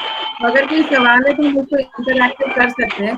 बाकी चाइल्डलाइन को थोड़ा गहराई से समझने की कोशिश करना चाहिए कि चाइल्डलाइन एक्चुअली में क्या है और चाइल्डलाइन का सही इस्तेमाल कहाँ करना है। तो जब सही इस्तेमाल कर लेंगे, क्योंकि आप देख रहे होंगे जो भी यहाँ पे चाइल्डलाइन के पार्टनर्स होंगे यहाँ पर, वो समझ रहे होंगे कि चाइल्ड लेबर का मामला आया, डिपार्टमेंट ने रेस्क्यू किया या किसी और ने रेस्क्यू किया, दूसरा कॉल चाइल्डलाइन के पास आ गया। बाल विवाह हो रहा है, सबसे होते हुए भी कॉल किसके पास आया, चाइल्डलाइन के पास आ गया। इसी तरीके से अगर बच्चे के साथ लैंगिक शोषण हुआ है, कॉल किसके पास आ गया? चाइल्ड लाइन के पास आ गया। अब चाइल्ड लाइन तो चाइल्ड लाइन है ना, कोई सुपर पावर नहीं है, पर सबको ये लगने लगता है कि अभी 10 मिनट को कॉल कर दिया, अभी तो सब प्रॉब्लम सॉल्व हो जाएगा। तो हर जगह चाइल्ड लाइन पूरी तरीके से न्याय कर पाएगी ये जरूरी नहीं है। तो जो चाइल्ड लाइन का बेसिक काम है वो उसके लिए उसको छोड़ दिया जाए तो मुझे लगता है कि चाइल्ड लाइन और अच्छा काम कर सकेगी। कई बार एक जो सब सेंटर है, जैसे मुझे रायसेन के हमारे साथी दिखाई दे रहे हैं, अब रायसेन जो जिला है वो मुझे लगता है शायद भोपाल से भी बड़ा है, लेकिन वहां पर जो चाइल्ड लाइन का एक सिटी में सेंटर है, रायसेन में सब सेंटर्स हैं, लेकिन सिटी से उस सब सेंटर जाने के लिए 70 किलोमीटर ट्रैवल करना है, 80 किलोमीटर ट्रैवल करना है, क्योंकि जिले से जो डिस्ट्रिक्ट है, जैसे मुझे धार का एक पता है कि धार एक डिस्ट्रिक्ट है, लेकिन वहां का एक जो उसका विलेज है वो करीब 170 किलोमीटर पे है। तो क्या संभव है कि चाइल्ड लाइन पहुंच जाएगा? तो ये प्रैक्टिकल चीजों को भी समझने की जरूरत है कि क्या सचमुच वहां पर हम, इसीलिए हमको हमारा नेटवर्क बहुत स्ट्रांग करने की जरूरत है। जो भी सामाजिक संगठन काम करते हैं, जैसा चाइल्ड लाइन कर रही है हम खुद भी कर सकते हैं, हमारा नेटवर्क पुलिस के साथ बढ़ा सकते हैं। क्यों नहीं वो एक पुलिस का थाना जाने कि मैं एक सामाजिक संगठन का कार्य करता हूँ और मैं भी बच्चों की मदद करता हूँ, लेकिन वो पुलिस वाला चाइल्ड लाइन के अलावा और नहीं जानता है, क्योंकि हम शायद अपने दायरे को बढ़ाना नहीं चाह रहे। इसी तरीके से CWC का भी है, हर थाने के मेंबर्स को जरूरी है CWC के मेंबर का नंबर कहीं दीवार पे लिखा हुआ होना चाहिए, लेकिन शायद वो नहीं है। तो क्या होता है कि जिसके पास नंबर है तो आ गया, CWC के पास बच्चा पहुंच गया, नहीं तो पुलिस ने बारे बारे ही अपना कुछ काम कर लिया, निर्णय लिया और उस बच्चे के साथ सही हुआ गलत हुआ पता भी नहीं लगा। तो इसीलिए CWC को भी अपने दायरे से बाहर निकल के ये जरूर इंश्योर करना है कि उनका नंबर चारों तरफ किसी थाने में एक प्रोमिनेंट जगह पे लिखा हुआ है या नहीं, ताकि हर पुलिस वाला जाने कि बाल कल्याण समिति भी एक बॉडी है। जैसे पुलिस को बोला गया है कि पॉक्सो के केस में 24 घंटे के भीतर बाल कल्याण समिति को इन्फॉर्म करो। कौन करता है, क्यों नहीं करता है? तो उनसे पूछा अब क्यों नहीं करते हो, तो हमें नहीं पता तुमकी CWC कहाँ बैठती है। अब साहब मेरा जिला जो है वो 80 किलोमीटर दूर पे है और आपका CWC बैठता है यहाँ 80 किलोमीटर दूर पे, तो मैं एक चिट्ठी देने के लिए तो नहीं जाऊंगा ना। तो वो जो मैंडेटरी लिखा हुआ है कि आपको 24 घंटे में इन्फॉर्म करना है, तो वो ये ऐसा नहीं लिखा है वहां पर कि साहब आपको कागज ही पहुंचाना होगा, आप ईमेल भी कर सकते हैं। ईमेल तो आजकल सब जगह प्रोमिनेंट हो गया, तो साहब ईमेल क्यों नहीं कर सकते? हमारे पास ईमेल आईडी नहीं है। तो ये थोड़ा सा दायरे को हम सबको ही बढ़ाने की जरूरत है, और जो भी सामाजिक संगठन है कहीं बहुत दूर नहीं, अपने ही एरिया का जो पुलिस थाना है उसके साथ इतनी गहरी दोस्ती करे ताकि मेरा जिला जो है सुरक्षित हो जाए, और ऐसे ही एक एरिया सुरक्षित होता जाएगा तो हमारा पूरा शहर सुरक्षित हो जाएगा। तो इतना ही मुझे बोलना है, और अगर कोई बात मैंने ज्यादा बोली होगी तो आप माफ करिएगा, क्योंकि कई बार मैं भावनाओं में बहुत सारी बातें बोल जाती हूँ, क्योंकि वो प्रैक्टिकल चीजें दिखती हैं, वो प्रैक्टिकल प्रॉब्लम्स दिखाई देती हैं। तो अगर कोई सवाल होगा तो आप जरूर बताएं। संदीप शर्मा बोल रहा हूँ जी। अभी रचना जी, अभी हम सेशन को अनम्यूट नहीं करेंगे, जो भी प्रश्न मेरे चैट बॉक्स में आए मैं उनको लूंगा। 10 मिनट के बाद हम सेशन को ओपन करेंगे, तब अपनी अपनी बात सब लोग रखेंगे। तो एक जो सूचना देनी है मुझे, अगले सप्ताह हम JJ एक्ट के ऊपर एक उच्च न्यायालय, एक उच्चतम न्यायालय के 2 बड़े वकीलों के साथ चर्चा करने वाले हैं कि IPC की कौन कौन सी धाराएं हैं, 317, 376, 302, ये धाराएं भी हमें थोड़ा बहुत पता होनी चाहिए। तो इन सब को लेकर के कुछ मुख्य धाराएं IPC CRPC के ऊपर हम बात करेंगे। उसमें हमारे साथ एक उच्च न्यायालय, हाई कोर्ट के और सुप्रीम कोर्ट के वकील जुड़ने वाले हैं। एक सूचना देनी थी। कुछ प्रश्न मैं लूंगा, बीच में आप अनम्यूट नहीं करेंगे। जब मैं सेशन ओपन कर दूंगा फिर सब लोग एक एक करके बात करते चले जाएंगे। और पहले प्रश्न शिवानी जी के साथ है। शिवानी जी, 2-3 प्रश्न आए हैं। काउंसलिंग के लिए क्या कोई समय सीमा होनी चाहिए, और क्या एक से अधिक लोग, कई बार क्या होता है 2 या 3 लोग मिलके काउंसलिंग करने लगते हैं, तो क्या एक से अधिक लोग काउंसलिंग करेंगे? ऐसे में कई बार होता है बच्चा डर जाता है और काउंसलिंग के लिए क्या कोई सर्टिफिकेट कोर्सेस हैं जो भोपाल या आसपास के जिलों में चल रहे हैं, इन सब के ऊपर प्रकाश डालने का कष्ट करें। शिवानी जी। जी बिल्कुल, मैं, आप सब सुन पा रहे हैं मुझे? जी जी सुन पा रहे हैं जी जी। सबसे पहली बात जो आपने बोली, काउंसलिंग के जो प्रश्न आया है हमारे पास कि एक से ज्यादा लोग कर सकते हैं क्या काउंसलिंग, तो मुझे नहीं लगता कि एक से ज्यादा लोगों को काउंसलिंग करना चाहिए। हम तो यही कहेंगे कि जब आप एक काउंसलर से अपने के पास अपनी समस्या लेके जाते हैं तो आप एक समय सीमा तक उसी काउंसलर से जुड़े रहें, क्योंकि वो आपकी समस्या को समझने में कुछ समय लेता है। जो भी काउंसलिंग का सेशन होता है उसमें आप 2-3 सेशन करने के बाद ही समस्या की जड़ तक पहुंच पाते हैं। तो एक समय आपको देना बहुत जरूरी है, जल्दबाजी बिल्कुल भी ना करें, ना काउंसलर से जुड़े रहें और बार बार काउंसलर ना बदलें। ठीक है। ये बहुत महत्वपूर्ण है। एक और प्रश्न है प्रमोद गुप्ता जी का, 16 से 18 वर्ष की कोई बालिका। जी अर्चना जी, अगर अपना जिनका प्रश्न आंसर हो जाए वो अपना माइक म्यूट कर लें। अर्चना जी अभी माइक म्यूट कर लें, अगर उनका उत्तर देना हो तो उसको अनम्यूट कर लें। जी अर्चना जी म्यूट है। हो गया जी जी जी हो गया 16 से 18 वर्ष की बालिका घर से भागकर विवाह कर लेती है, बाद में पुलिस द्वारा रेस्क्यू करने के बाद माता पिता के साथ नहीं जाना चाहती है। ऐसे बालिकाओं को कैसे ट्रीट करना चाहिए, कैसे ऐसी बालिकाओं से बातचीत करना चाहिए? देखिए, पहले तो आपको समस्या की जड़ तक जाना जरूरी है कि क्या क्या वजह है जो बालिका नहीं रहना चाहती अपने घर पे, क्या क्या परिस्थितियां उत्पन्न हुई होंगी उसके घर पे जिस वजह से आज वो इस तरह का निर्णय ले रही है। तो ये बहुत ही संवेदनशील केस है देखा जाए तो, और इसमें बहुत सारे आपको एस्पेक्ट या बहुत सारे पहलुओं पे आपको जाके काम करना होगा। बालिका का बचपन कैसा रहा, उसके साथ कौन कौन से लोग जुड़े रहे और ये समस्या कैसे उत्पन्न हुई, तो काफी सारी चीजें आपको देखनी होंगी, उसकी सारी परिस्थितियों को देखना होगा जिस वजह से उसने निर्णय लिया। जी, और कोई प्रश्न है तो मेरे व्हाट्सएप नंबर पे भेजिए। चैट बॉक्स के प्रश्न लेना संभव नहीं हो पाता है, मैं बार बार लिखता भी हूँ, कहता हूँ। अगला प्रश्न है अर्चना जी के साथ। अर्चना जी आप अनम्यूट हैं? अर्चना जी। जी आपके साथ कई सारे प्रश्न हैं।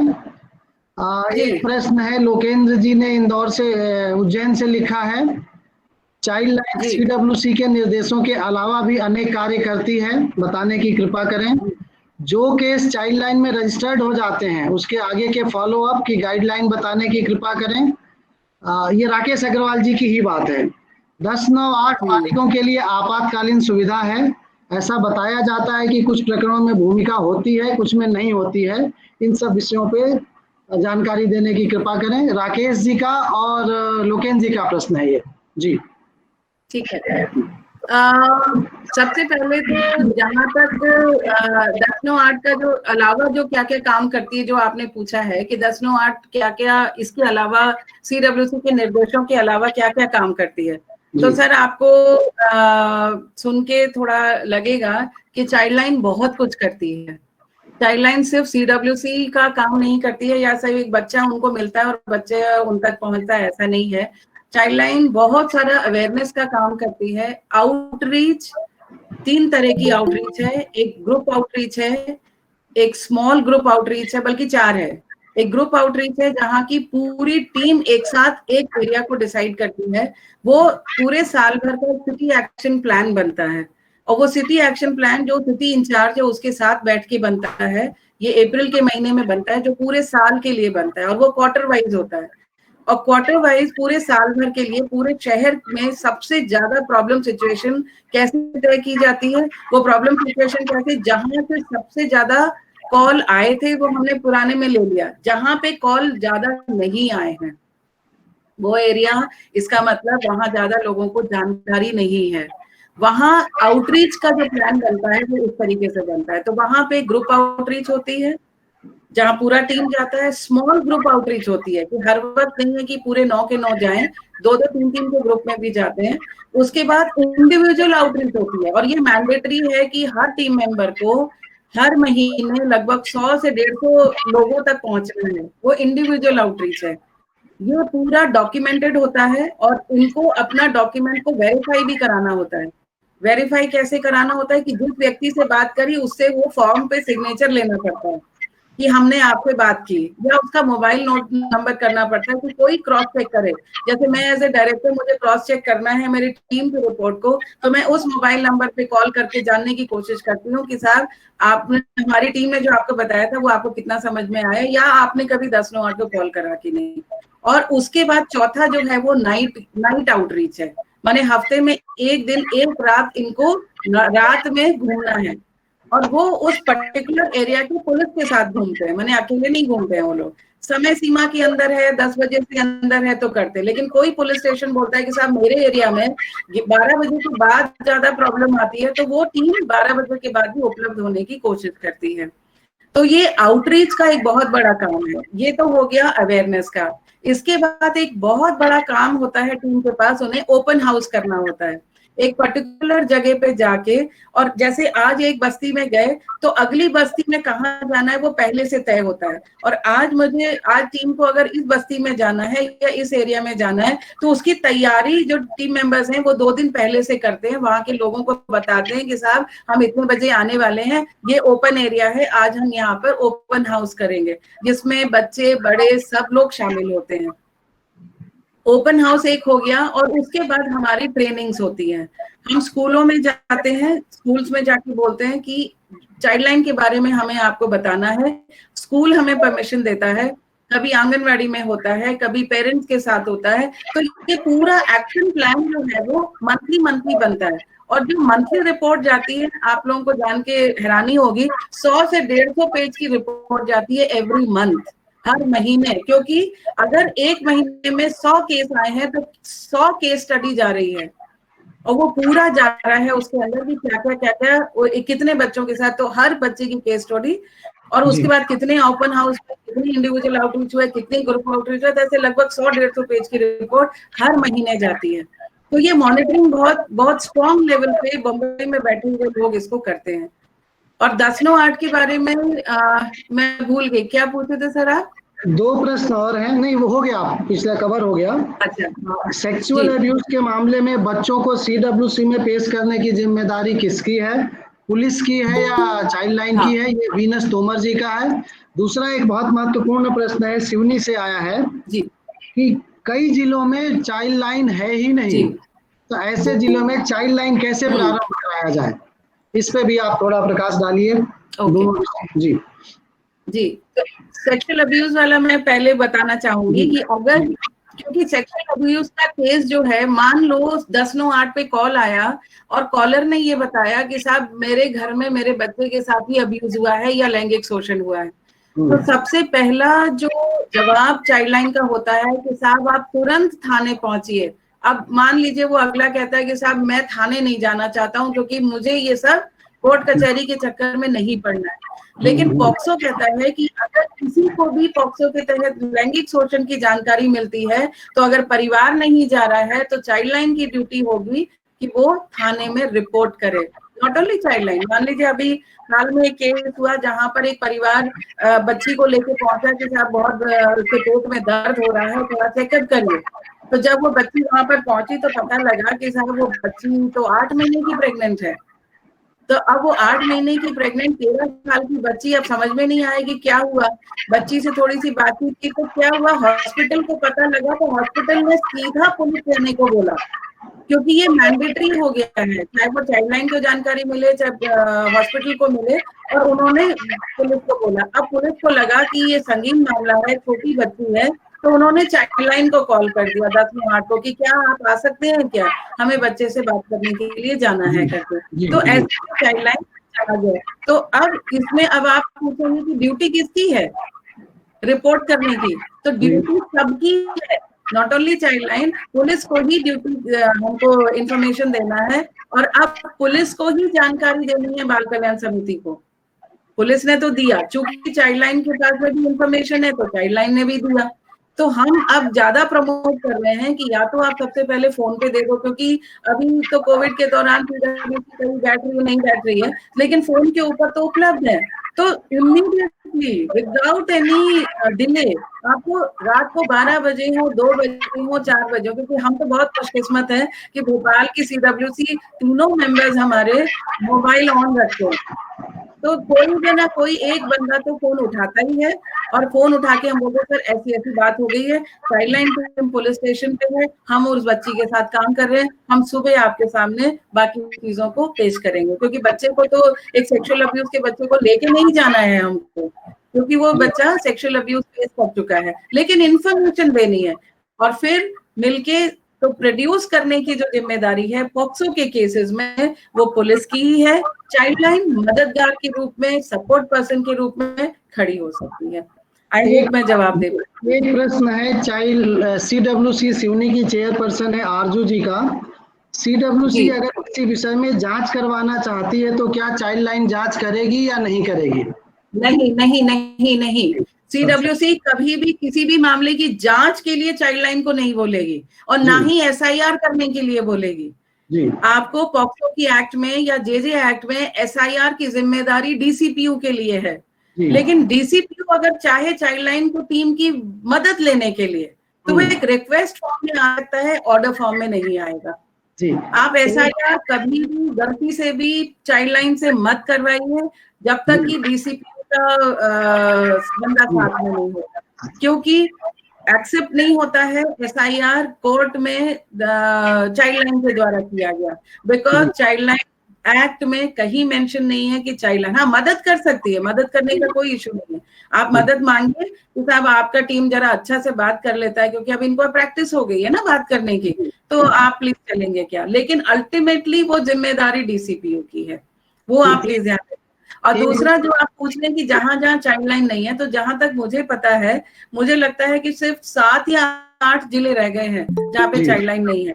तो मेरा बस निवेदन है कि जिसको भी चाइल्डलाइन जिस भी जिले को चाहिए है, वहां के कलेक्टर को थोड़ा सा स्ट्रांग होना पड़ेगा। कलेक्टर अपना रिक्वेस्ट जो है वो डायरेक्टरेट में भेजे कि साहब मेरे जिले में इस कारण से चाइल्डलाइन चाहिए, क्योंकि नीड असेसमेंट होना बहुत जरूरी है। अब चूंकि मैंडेटरी हो गया है कि हर जिले में चाइल्डलाइन होना है, कंपल्सरीली होना है, और अगर नहीं हुआ है तो आप कलेक्टर के माध्यम से एक रिक्वेस्ट डायरेक्टरेट को दें कि साहब हमारे यहाँ जिले में चाइल्डलाइन चाहिए। डायरेक्टरेट जो है फिर चाइल्डलाइन इंडिया फाउंडेशन को लिखता है, चाइल्डलाइन इंडिया फाउंडेशन फिर गवर्नमेंट ऑफ इंडिया को लिखती है कि साहब इस जिले के लिए हमें चाइल्डलाइन चाहिए है। जी। एक और प्रश्न है जी, अगर चाइल्डलाइन की शिकायत करनी हो तो कहाँ की जाएगी? ये बहुत बढ़िया सवाल है, बहुत बहुत बढ़िया, बहुत मजा आ गया इसमें। देखिए चाइल्डलाइन की अगर आपको शिकायत करनी है, चाइल्ड नहीं, क्योंकि ह्यूमन बीइंग्स हैं, वो कोई रॉकेट साइंस के लोग नहीं है जो एकदम एलियंस की तरह वो बैठे हैं और इनको हर चीज पता है, गलतियां करते हैं। और आपको ये भी पता होना चाहिए कि चाइल्डलाइन बहुत पुअरली पेड सर्विस है, सबसे ज्यादा गरीब जो प्रोजेक्ट है भारत सरकार का वो चाइल्डलाइन है। टीम मेंबर्स की सैलरी बहुत कम है, और चूंकि सैलरी कम होने की वजह से यहाँ पर रिटेंशन थोड़ा दिक्कत आता है। रिटेंशन मतलब बहुत लंबे समय तक लोग नौकरी पे नहीं रह पाते हैं। 8,000 की तनख्वाह में जब वो लड़का 2 साल 4 साल या लड़की कर तो लेगी, लेकिन जब उसकी शादी होती है, परिवार होता है, तो 8,000 में आप उम्मीद नहीं कर सकते हैं कि एक बंदा जो है कंटिन्यू करेगा। तो वो जो स्टाफ का जो रोटेशन है वो थोड़ा सा वीक है, जल्दी जल्दी कई जिलों में नौकरी छोड़ देते हैं लोग, क्योंकि एक तो ग्रांट टाइम से नहीं आती है। तो अब आप देखिए कि चाइल्डलाइन अब उसी संस्था को मिल रहा है जिसके पास भरपूर पैसा है। तो वैसे सेंट्रल बॉडी है क्या शिकायत करने के लिए? सेंट्रल बॉडी नहीं, आप तो सीधे अपने कलेक्टर को बोलिए ना। अच्छा जी, सीधा कलेक्टर को बोलिए, है ना। तो जो भी नया बंदा आता है वो थोड़ा टाइम लगाता है और गलतियां करता है, और गलतियां करेगा। और मैं तो ये मानती हूँ कि काम करेगा तो गलती करेगा, काम नहीं करेगा तो गलती ही नहीं करेगा। तो इसका मतलब है वो बंदा काम तो कर रहा है लेकिन थोड़ा गलती हो गया उससे। और अगर कोई ब्लंडर गलती है, जानबूझ के की गई गलती है, इनोसेंटली अगर गलती हुई है तो हमें उसको छोड़ना भी पड़ेगा। लेकिन अगर CWC का आदेश नहीं मानता है चाइल्डलाइन, तब उनकी कहना है कहीं कुछ CWC का आदेश अगर वो बियॉन्ड चाइल्डलाइन लिमिट होगा, क्योंकि मैं बहुत सारे, क्योंकि हमारा अपना नेटवर्क है चाइल्डलाइन का, वो कई बार हम आते हैं मेरे पास, क्योंकि अब जो भी बोलिए बहुत साल हो गए काम करते करते, तो वो बोलते हैं कि CWC हमसे जबरदस्ती ये काम करा रही है। तो मैं खुद कहती हूँ कि आप ना बोलना भी सीखिए, क्योंकि हर चीज चाइल्डलाइन नहीं करेगी। तो CWC का अगर जायज है वो काम तो बिल्कुल चाइल्डलाइन करेगी, और जो जायज नहीं है तो इतनी हिम्मत उस छोटी चाइल्डलाइन को होनी चाहिए कि वो ना करना भी सीखे। हम ना करें सर, मैं भी खुद नहीं करती हूँ ना। एक है अनिल सक्सेना जी सीहोर से, क्या चाइल्ड लाइन की कुछ बाउंड्री होती है कि 20 किलोमीटर 25 किलोमीटर के दायरे में ही काम करेगा, या पूरे जिले में रहता है काम करना उनका? नहीं, ऐसा है, मैंने आपको पहले ही बोला, करना तो हमको पूरे जिले के लिए है ना। लेकिन जैसे अगर हम जैसे भोपाल शहर को लेते हैं, तो भोपाल शहर में अगर हमारा ब्लॉक आता है, फंदा आता है, बैरसिया आता है, लेकिन उससे बियॉन्ड अगर आता है तो हम क्या करते हैं? हम मना नहीं करते हैं। डेफिनेटली आप नहीं कर पाएंगे, क्योंकि आपका डिस्टेंस इतना ट्रैवल करने के लिए, जब तक आप पहुंचेंगे 1 घंटे में, तब तक तो बच्चे के साथ पता नहीं क्या हो जाएगा, अगर एक परेशानी वाले अगर वो बच्चा है तो हम मना भी नहीं करेंगे। लेकिन चाइल्ड लाइन की ड्यूटी है, क्योंकि हर ब्लॉक में, हर जगह पर कोई ना कोई पुलिस स्टेशन मौजूद है। अगर मान लीजिए सीहोर जिला है, तो सीहोर जिले में अगर मान लीजिए आपके पास 10 पुलिस स्टेशन है, तो 10 पुलिस स्टेशन जैसे भोपाल में नहीं है ना कि 4 किलोमीटर पे एक पुलिस स्टेशन मिल गया। डेफिनेटली सीहोर में 20 किलोमीटर, 30 किलोमीटर, 40 किलोमीटर पे एक पुलिस होगा, पुलिस स्टेशन होगा, पुलिस थाना होगा या चौकी होगी। तो चाइल्ड लाइन प्लीज मना नहीं करिए। आप फिजिकली नहीं जा पाएंगे, वो आप तय है, क्योंकि आप इतनी जल्दी नहीं पहुंच सकते हैं वहां पर। रात बेरात आपका लड़का मोटरसाइकिल से 50 किलोमीटर नहीं जा पाएगा, ये तय मान लीजिए, क्योंकि आपको अपने टीम मेंबर की भी सिक्योरिटी के ऊपर ध्यान देना है। लेकिन आपका नेटवर्क इतना स्ट्रांग होना चाहिए कि बच्चा आया, जिस एरिया से आया, आपकी उस पुलिस स्टेशन के साथ दोस्ती बहुत अच्छी होनी चाहिए, ताकि आप जब भी एक केस आपके पास आया, तुरंत आप उस थाने को फोन लगाइए, और वो थाने वाला आपसे इतना, आपके साथ में उसका रैपो अच्छा है कि वो तुरंत उस बच्चे को अटेंड करेगा, क्योंकि वो जल्दी अटेंड कर पाएगा, आप देर में करेंगे। ठीक है, तो दायरा ऐसा फिक्स नहीं है, हमें पूरा देखना होगा, लेकिन हर जगह पहुंचना फिजिकली पॉसिबल नहीं है। तो वो तो ध्यान रखें कि आपको कहाँ तक पहुंचना है और कितनी जल्दी आप पहुंच सकते हैं।